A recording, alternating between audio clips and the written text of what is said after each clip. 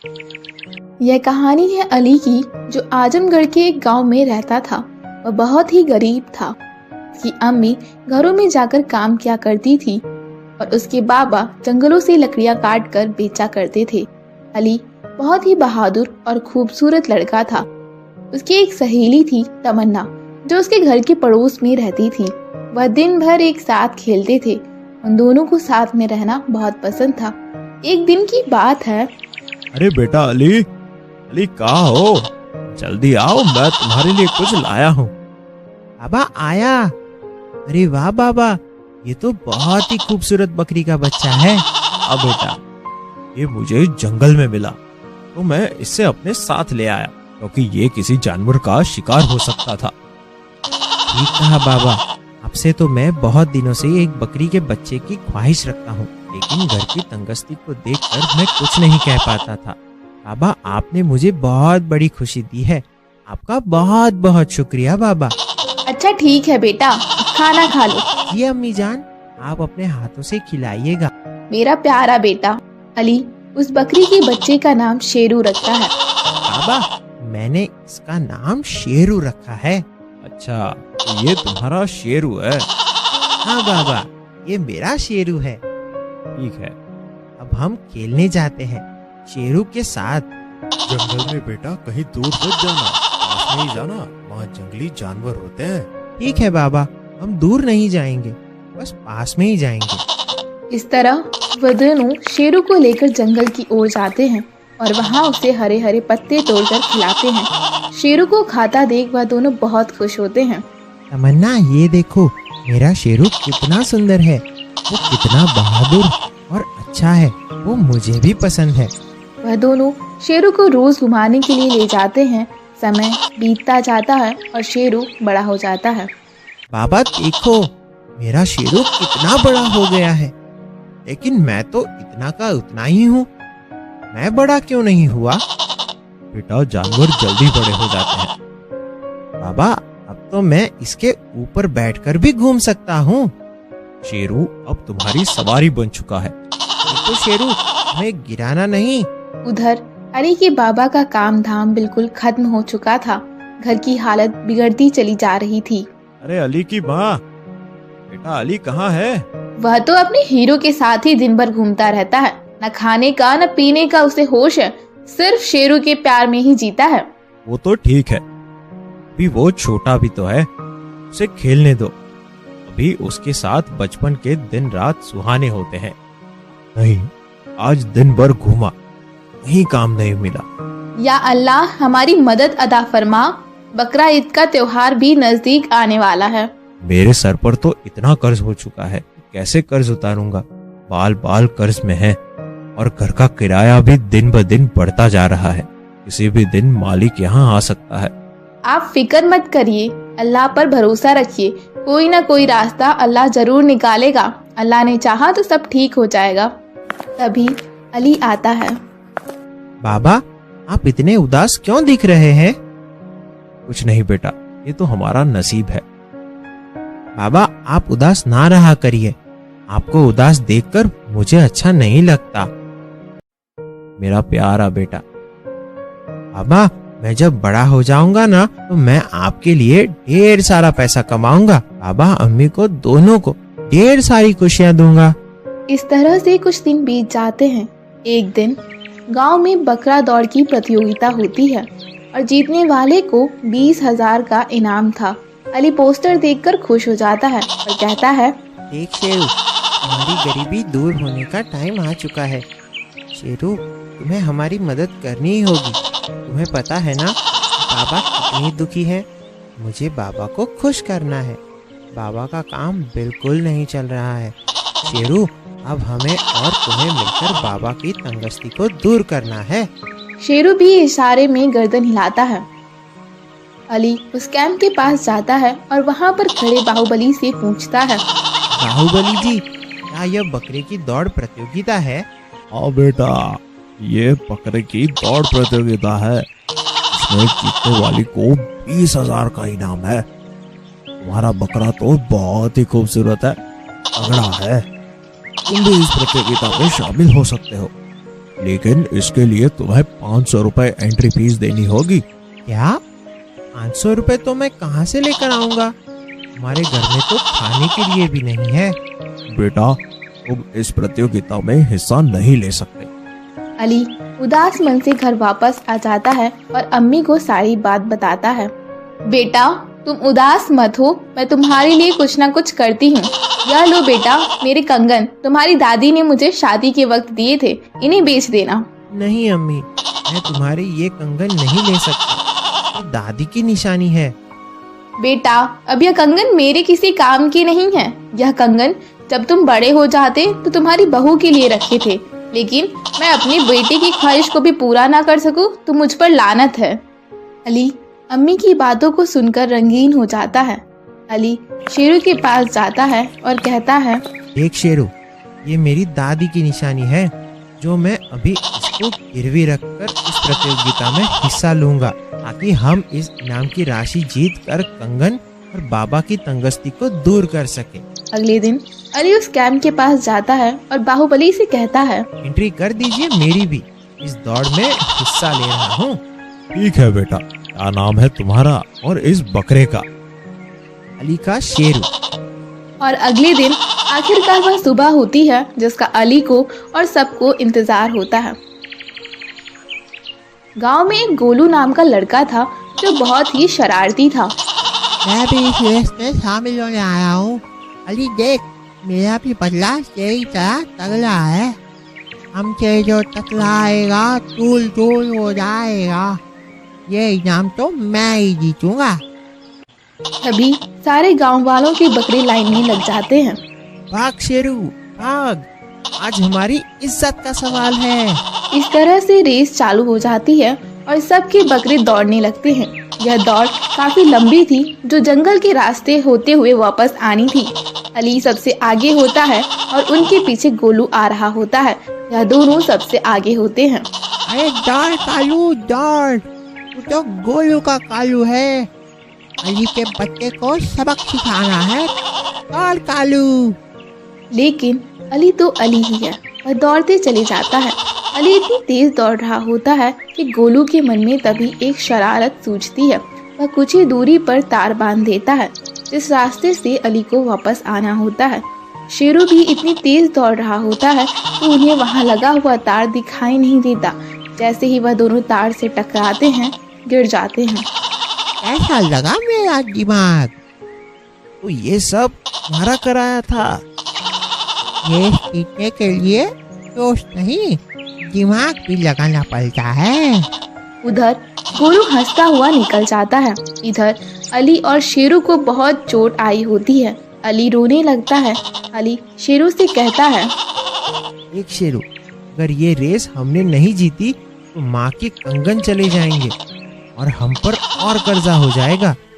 मुझे तुझ पर भरोसा है शेरू, मेरा नाम अली है। और उठ शेरू, अली का नाम लेकर उठते हैं। चल उठ शेरू, चल उठ शेरू।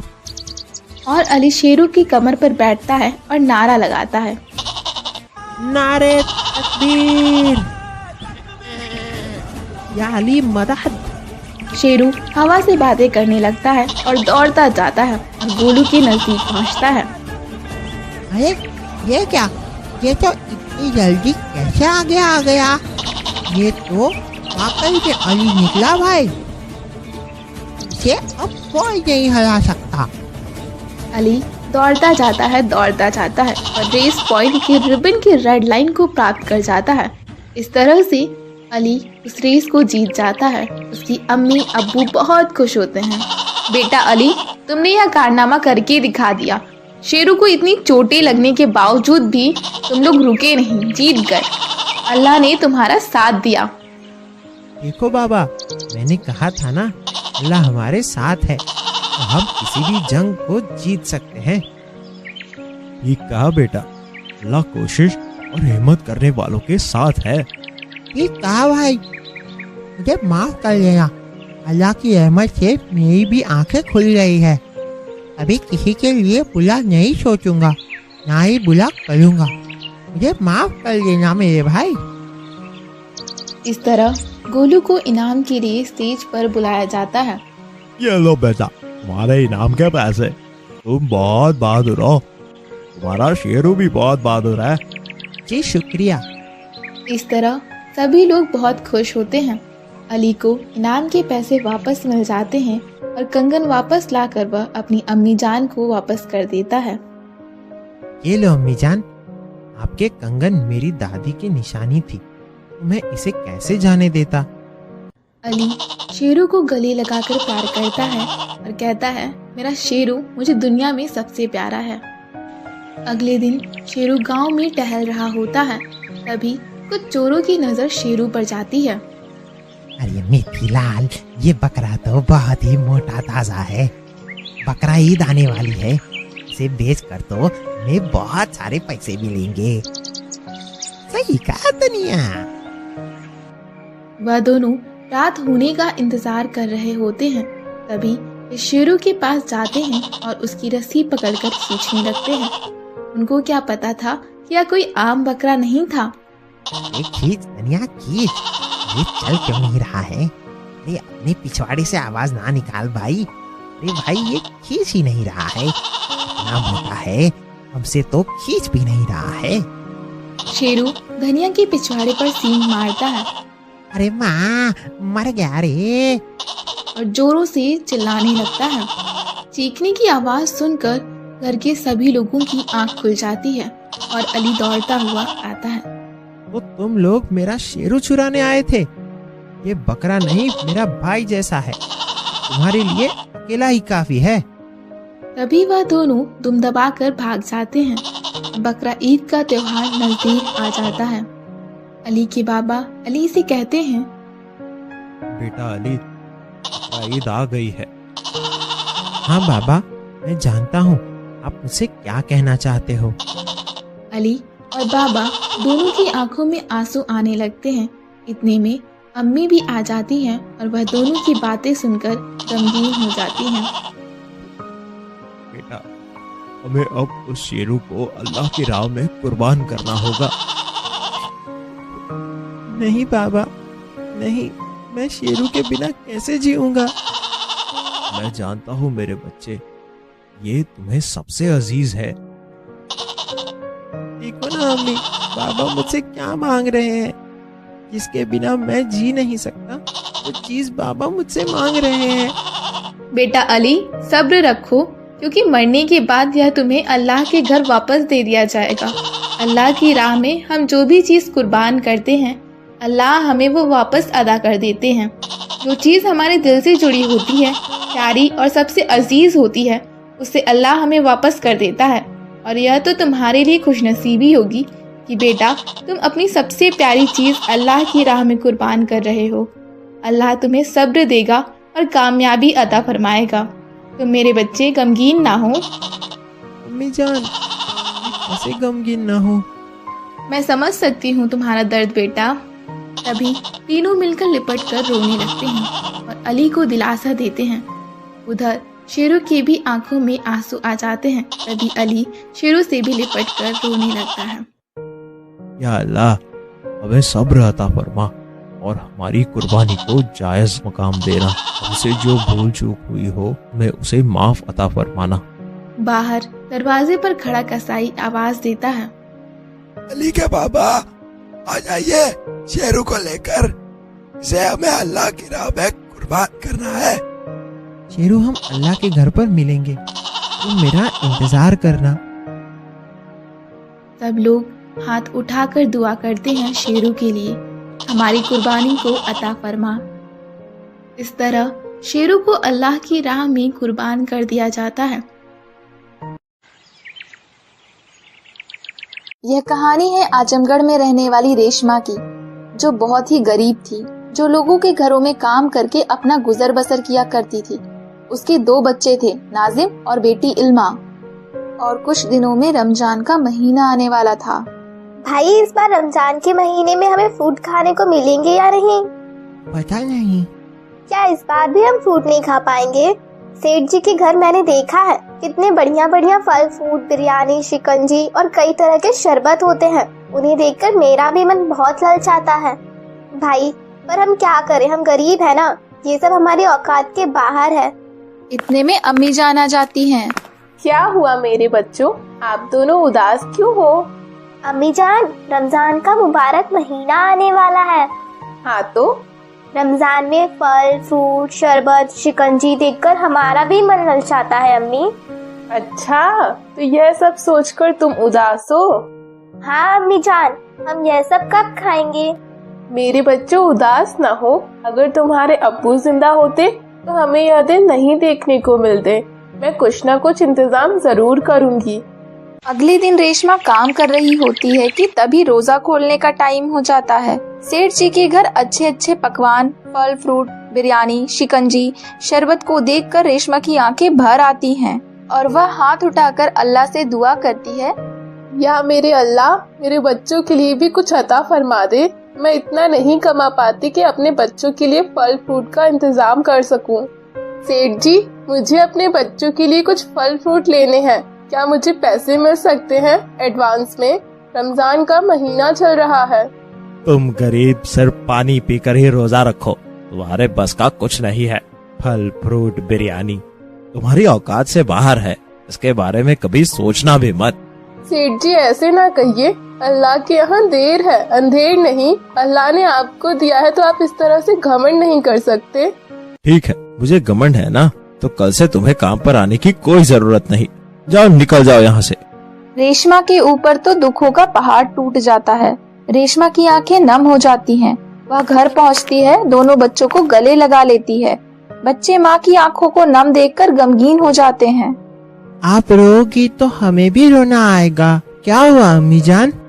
कुछ नहीं बेटा, बस मैंने तुम लोगों के लिए फल फ्रूट मांगे थे सेठ जी से, तो उन्होंने मुझे बहुत बुरा भला कहा और नौकरी से भी निकाल दिया। अम्मी जान ना रोइए, कल से मैं भी कोई काम देखने जाऊंगा। मैं अपनी माँ को रोता हुआ नहीं देख सकता। अभी तुम्हारी उम्र खेलने कूदने की है बेटा, ना कि काम करने की।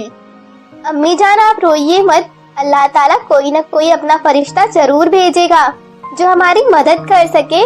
और रमजान के इस मुबारक महीने में अल्लाह ताला किसी को मायूस नहीं करता, सबके घर अपनी रहमत बरसाता है। तो जरूर हमारे घर भी कभी न कभी अल्लाह ताला रहमत बरसाएंगे। तीनों मिलकर रोने लगते हैं और अल्लाह से दुआ करते हैं कि उनकी तकलीफों को अपनी रहमत से दूर अता फरमाए। अगले दिन नाजिम काम की तलाश में बाहर जाता है। रास्ते में वह देखता है कि एक गाड़ी का एक्सीडेंट हो जाता है और उस कार का आदमी बहुत तड़प रहा होता है। नाजिम उसे उठाकर अपने घर ले आता है। माँ देखो, यह आदमी को कितनी चोट लगी है, गाड़ी का एक्सीडेंट हो गया था। अच्छा बेटा, जल्दी से उन्हें अंदर लेकर आओ। वह आदमी बेहोश था। रेशमा उस आदमी की दिन रात खिदमत करती है। फिर एक हफ्ते बाद उन्हें होश आ जाता है। ये मैं कहाँ आ गया हूँ? ये किसका घर है? ये हमारा घर है। मेरी माँ ने दिन रात आपकी खूब खिदमत की, जिससे आप होश में आ सके, और माँ ने आपकी बहुत सेवा की है। यह सब देखकर वह आदमी बहुत खुश होता है। बेटी, तुम्हारा नाम क्या है? मेरा नाम इल्मा है। मेरी माँ काम की तलाश में रोज बाहर जाती हैं, पर उन्हें कोई काम नहीं मिलता। तो आप लोग रोटी कैसे खाते हो? पड़ोस से मांग कर खा लेते हैं, और अब तो वैसे भी रमजान चल रहे हैं, तो पूरा दिन वैसे ही भूखा रह लेते हैं और शाम को मस्जिद जाकर कुछ न कुछ खाने को मिल जाता है। उनकी दास्तान सुनकर वह आदमी बहुत ही गमगीन हो जाता है और अल्लाह से मन ही मन कहता है, या मेरे अल्लाह, शायद यही तेरी रहमत है जो मुझे यहाँ तक लाई है। अब मैं इन सबको अपने साथ ले जाऊंगा, शायद मुझे अपना खोया हुआ परिवार मिल जाए। इतने में रेशमा आती है। अरे आप उठ गए जी। आपका शुक्रिया। बच्चों ने बताया कि आपने मेरी कितनी खिदमत की है, जो शायद मेरी बीवी भी ना कर पाती। अगर आपको एतराज ना हो तो मैं एक बात आपसे कहना चाहता हूँ। जी कहिए। मेरा भी इस दुनिया में कोई नहीं है। मेरी बीवी बच्चे एक ट्रेन के हादसे में मारे गए थे। शायद आज अल्लाह ने मुझे मेरा खोया हुआ परिवार वापस कर दिया है। क्या आप मुझसे निगाह करेगी? इन बच्चों की परवरिश भी जरूरी है और मुझे भी एक परिवार मिल जाएगा। यह सुनकर वह सब बहुत खुश हो जाते हैं। तभी वह गाड़ी लेकर आ जाता है। वह आदमी उन सबको अपने घर ले जाता है। ये घर तो कितना बड़ा है। हाँ, मैंने तुमसे कहा था ना, इस मुबारक महीने में अल्लाह ताला अपना कोई न कोई फरिश्ता जरूर भेजेगा जिससे हमारी गरीबी दूर हो सके। हाँ, सही कहा बहन, अल्लाह ने हमारी सुन ली। अल्लाह के यहाँ देर है, अंधेर नहीं। इस तरीके से उन दोनों का निकाह हो जाता है। इस रमजान के मुबारक महीने में इस गरीब परिवार को एक फरिश्ते के रूप में इंसान मिल जाता है। उनकी गरीबी दूर हो जाती है और वह सब अल्लाह से दुआ करते हैं, या मेरे अल्लाह, हर किसी गरीब को अपनी रहमत से नवाजना, हर एक गरीब की गरीबी दूर करना, जैसे तूने हमारी गरीबी दूर की है। एक वक्त ऐसा था, हमारे पास खाने के लिए कुछ नहीं था, आज हमारे पास सब कुछ है। अल्लाह का शुक्र है कि दस्तरखान पर हर एक नेमत मौजूद है। अल्लाह तेरा लाख लाख शुक्र है। और फिर अजान होने लगती है, वह सब रोजा खोलने लगते हैं। अगर हमारी कहानी अच्छी लगे तो लाइक करें, शेयर करें और सब्सक्राइब करें।